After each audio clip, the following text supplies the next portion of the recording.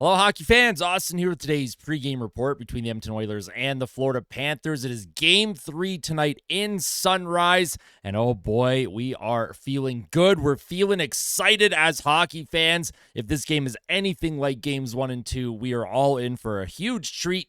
Obviously, with my bias as an Oilers fan, I'm really hoping Edmonton comes out on top, but it could be a little bit more difficult for Edmonton this time as Ryan Nugent-Hopkins is a game-time decision. He will take the pregame warm-up, according to Chris Knobloch. We have no idea what Nugent-Hopkins is potentially dealing with. It could be illness because, Connor Brown, he was recently ill for Edmonton. There's been some kind of bug going through that room, but I'm pretty sure the Florida Panthers are dealing with something too. A couple of their top-end guys don't look 100%, so if you're the Oilers and Panthers, you're relying on depth right now. And Florida, their depth is coming through a lot more than Edmonton's lately, especially Florida's third line. If Edmonton can find a way to slow down that Brad Marchand, Luostarinen line, well, they could be in for some success tonight, but we will have to find out later.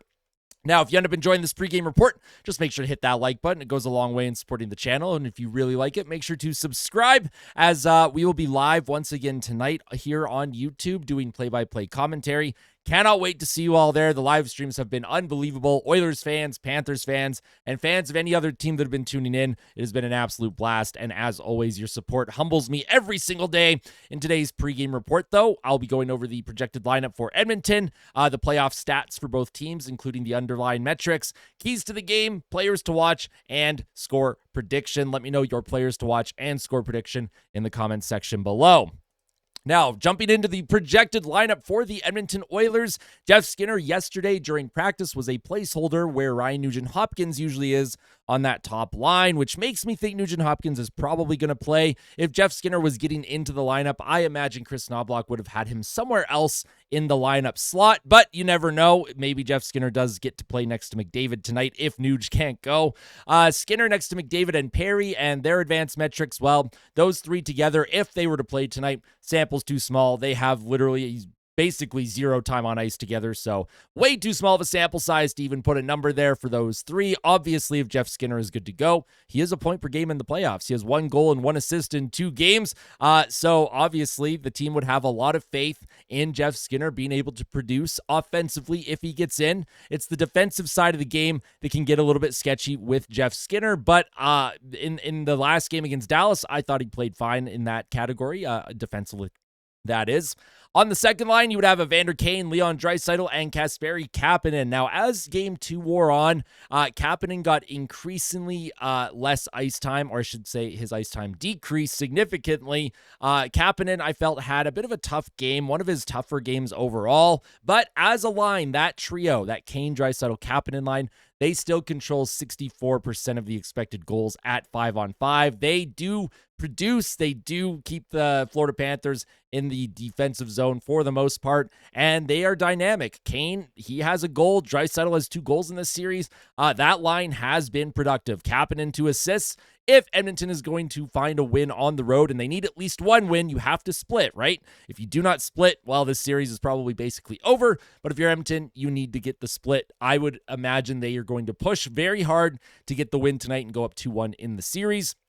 If you're going to get your split at minimum, you need production. You need Kapanen's game to bounce back here. And speaking of production and depth, the third line for Edmonton, Trent Frederic, Adam Henrique, and Connor Brown. This line has been absolutely abysmal for Edmonton this series specifically, but for the playoffs as a whole, they still have a 52.72 expected goals for percentage. So maybe Knobloch is hoping that the numbers will turn around, that maybe they're just on a bit of a PDO low right now. But the advanced metrics for at least games 1 and 2 shows that these three are just not working well together. I think Trent Frederic has actually been the most positive player out of the three. He doesn't have that game-breaking speed. And you can tell that high ankle sprain is still bothering him in some aspects. He's not as physical as we'd like to see.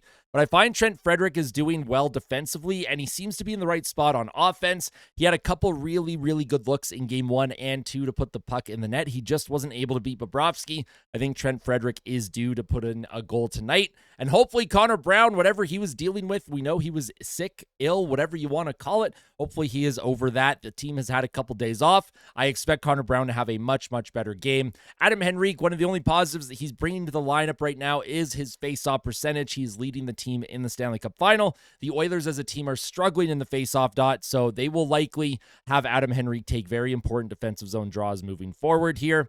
And on the fourth line, you have Podkolzin, Janmark, and Arvidsson, where together they have a 43% expected goals percentage at 5-on-5 in the playoffs.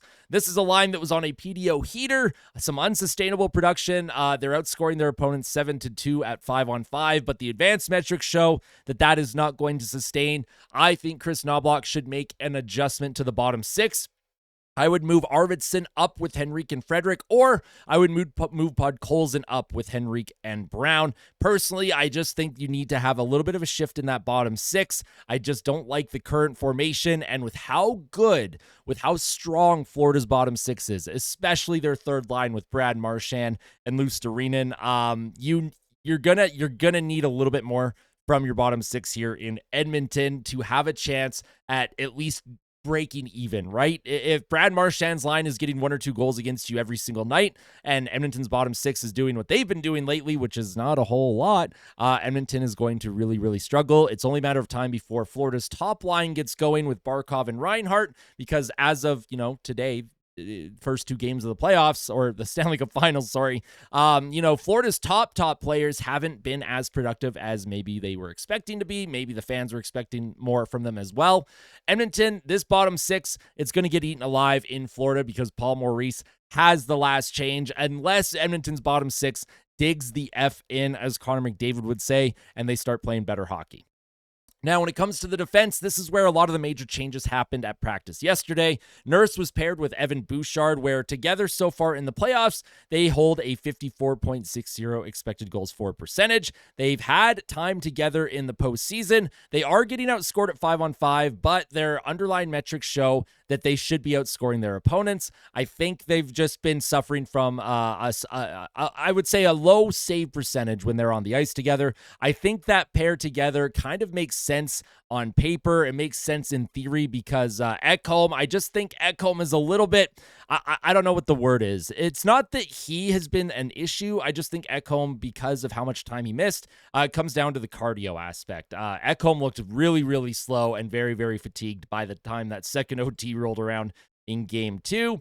But also, when you take a look at Nurse and Klingberg, Kulak and Klingberg, they just haven't been working as well. So I don't mind this change. However, I would prefer Kulak being played with Evan Bouchard. I liked Wallman and Klingberg together for the most part. But on the second pair, you'll have Ekholm and Klingberg. They have had very little, if not any time together as a defense pair in the playoffs. Sample's much too small to even put a number there. So hopefully they can find a little bit of chemistry. This is the defense pair that will either make or break the team tonight, in my opinion. I thought Klingberg had a very rough game too. He needs a big bounce back.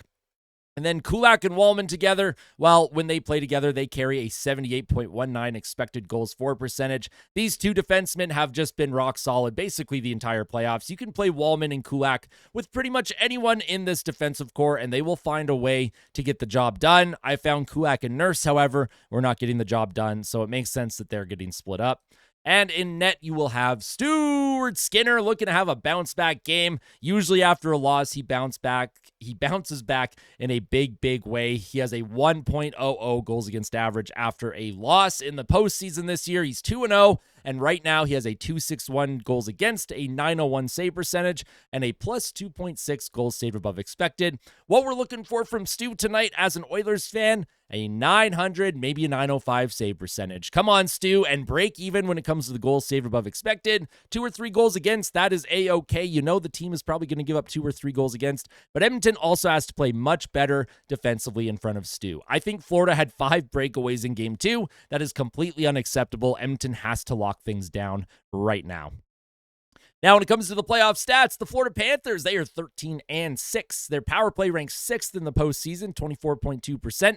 Their penalty kill, though, that's been their bread and butter, and they held Edmonton to only 1 goal on 6 power play opportunities in Game 2, and that was kind of the big difference maker, in my opinion. Edmonton's power play just couldn't get going. They had numerous chances, And the Oilers, you might have seen that as a potential lost opportunity. So if you're Edmonton, if you're given a power play tonight, you have to take advantage of it. But again, tons of credit to the Florida Panthers. Great penalty kill for them. They rank number 1 for a reason. And we saw Edmonton's penalty kill last year in the postseason, post ridiculous historic numbers as well. So as an Oilers fan, we've been on both sides now. Our penalty kill stinks this season. It was amazing last season. So hopefully the power play and penalty kill for the Oilers can kind of get things going here. The Florida Panthers, they rank 3rd in goals per game. They rank 1st in goals against per game. Sergei Bobrovsky, he's prone to a couple early goals against in this series already, but then he really locks things down. Basically, second period onward, he is very, very difficult to beat. If you're Edmonton, you got to find a way to get to him as early as possible and make him very uncomfortable. Don't let Bob get into a groove here. Florida's expected goals in all situations ranks 4th. Their shots for percentage ranks 5th, and their team save percentage ranks 2nd in the postseason. Now, for the Edmonton Oilers, they are 13-5. Man, these two teams are so evenly matched. I absolutely love it. Edmonton's power play ranks at 4th with 28% conversion rate. Edmonton needs to honestly get that number higher. 28% looks good, but when you're going 1 for 6 in the Stanley Cup Final, you need more. You need more. Edmonton's power play, even potentially without Nugent-Hopkins, it's too good to only go 1 for 6. They have to find a way to break through here. Edmonton's penalty kill ranks 14th, 66%. That is just doggy doo-doo. That is no bueno, if you know what I'm saying. Oilers rank number 1 in goals per game, though, 4.06, so they do put the puck in the net. Goals against per game, they rank 4th. Expected goals, they rank 1st. Shots for percentage, they rank 3rd. And team save percentage, they rank 5th. So basically, the Oilers and Panthers, they're essentially top 5 in every single statistical category. But the Oilers, they have that horrible, horrible penalty kill that just looks outrageous on this screen, considering how strong of a team they are everywhere else on the ice. This penalty kill, man, got to get it going. Also, please, I say it every single pregame report. I say it every time during the live stream before the game starts. If Edmonton takes another high-sticking penalty within the first 10 minutes of the first period, I'm ending the live stream. I will legitimately just quit. I will just get up from my chair. I will leave. Everyone can just watch chair for 3 hours because I am sick of it. Keep your sticks down. Don't take a penalty in the first 10 minutes of the first period. Oh my God, I'm going to lose it. Oilers, figure it out. Grow up. It's time to grow up, Edmonton. Keys to the game for the Edmonton Oilers. Number 1, they have to be more physical. The Oilers were a very physical team in Game 1, but they did not play that physical in Game 2. I'm not sure what the reasoning was. Maybe it's because Florida played a little bit quicker. Their tempo was a little bit faster, and the Oilers were chasing a lot of that game. And when you're chasing, you don't want to chase too much to chase a hit because then you're even more out of position. But if you're Edmonton, you've got to find a way to be more physical, get in on that forecheck, make Florida's defense uncomfortable. Number 2 for Edmonton, they need forward support in the defensive zone. I know what Edmonton's trying to do on their breakouts because of how aggressive Florida's forecheck can be. You can take advantage of that with odd man rushes, which we saw in Game 1 and Game 2. However, especially when it comes to the long change in the second period, their forward support has to be down low to help the defense out. You need a forward down low for a defenseman to find you, a 5-foot pass, and then try and get a clean breakout. If you have to skate through trouble, the Oilers have a lot of skilled players to do it. Maybe you take a hit to make a play as a defenseman, but right now the Oilers' defense are kind of being left out to dry by their forward group. Forwards have to start playing more responsible. They have to be back down low in the defensive zone, help the D out because Florida is really exposing Edmonton right now when it comes to their cycle game. And number 3 for the Oilers, they have to win the second period. 2 games in a row, Edmonton's second period has been abysmal. In Game 1, the score, they each scored 1 goal in the second period, but they were outshot 17-8. In Game 2, Florida outshot the Oilers 14-7 in that second period and outscored the Oilers as well. Edmonton needs to get that second period and the long change figured out. There is absolutely no excuse why. They are the only team that is just hemmed in their own zone the whole time. Yes, the long change can be a difference maker for a team like Florida, the way they forecheck, but the Oilers are a good team too. They can get in on the forecheck. They can attack with speed. I want to see Edmonton assert themselves a little bit more in the second. And if that means conserving energy in the first period a little bit, maybe you're not as physical in the first. Maybe you slow the play down. Maybe you try and trap it up a little bit and frustrate the Florida Panthers from even getting into the offensive zone. And then you go in on the attack, the transition in period 2. Whatever the case is, Chris Knobloch, I have faith. I have trust. I know he's probably going to make some adjustments tonight when it comes to the tactics of these two teams. For the Florida Panthers, number one key to the game for them, their top line has to get going. Obviously, it is amazing that their Dairy Queen bros are getting the job done in their bottom six. The Brad Marchand line has been absolutely phenomenal for them. They're getting some production from defensemen as well. Sam Bennett remains Sam Bennett. Bennett has been incredible. He leads the postseason in goals, and he's been all over it. But some of the other Panthers' top players, guys like Barkov, Reinhart, they've been a little bit quieter than usual. Now, I don't know if that means they're dealing with something. I don't know if that just means the Oilers have done a good job shutting them down. Maybe a combination of both. But for Florida, their third line, they're getting a lot done. I consider it a little bit unsustainable, though. I think if Florida is going to come out on top in this series, their top players have to start producing, because so far, the Oilers' top players are producing, but their depth is not. And right now, Florida's top players are not producing, but their depth is. Of course, Sam Bennett is one of their top producers. I'm not saying all of their top guys, but, you know, their two biggest, highest paid superstars in Barkov and Reinhart. They have to get going if they're going to come out on top here.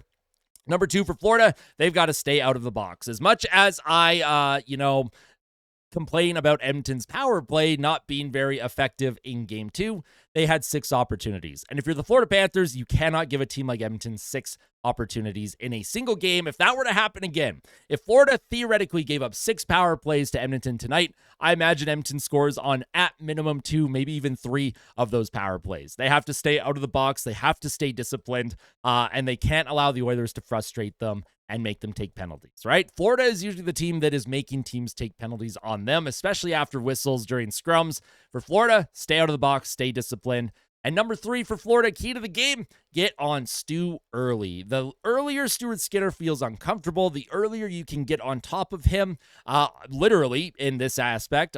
Bennett has bumped into Skinner a couple times now. Now, Panthers fans, you're going to come in and be like, he was, bumped into Stu. Listen, I understand. It's hockey. It's gamesmanship. Evander Kane literally swung his stick and hit Bobrovsky in the head, and there was no call, which I thought was ridiculous. But at the same time, when we look at the Panthers, the amount of contact they make on their opposing team's goaltenders, it's gamesmanship. This is the playoffs. They are doing this thing on purpose. Any fan that tries to tell you that, oh, it's an accident, oh, he was pushed into the goaltender, he may have been influenced towards the goaltender, but they know what they're doing. These guys are professional athletes. They're the best skaters on the planet. And I just find it very funny that whenever anyone is near an opposing goalie for Florida, they somehow end up on top of the goaltender. But that is a way to get on top of goalies. That's a way to frustrate the other team. What I didn't like from Edmonton, though, was after Bennett fell on top of Stuart Skinner, Matthias Ekholm's just screaming at the ref instead of, picking Bennett up and maybe throwing a few punches. Maybe get him off of your goaltender instead of just putting your arms up in the air like, hey, what are you doing? Listen, it's the playoffs. You're trying to win the Stanley Cup, the holy grail of all sports. And listen, I obviously I get mad when my goalie is getting hit. When there's contact, I'm going to be frustrated. But it's not like Florida's the only team that does it, and the Oilers got away with numerous bumps onto Bobrovsky in Game 2.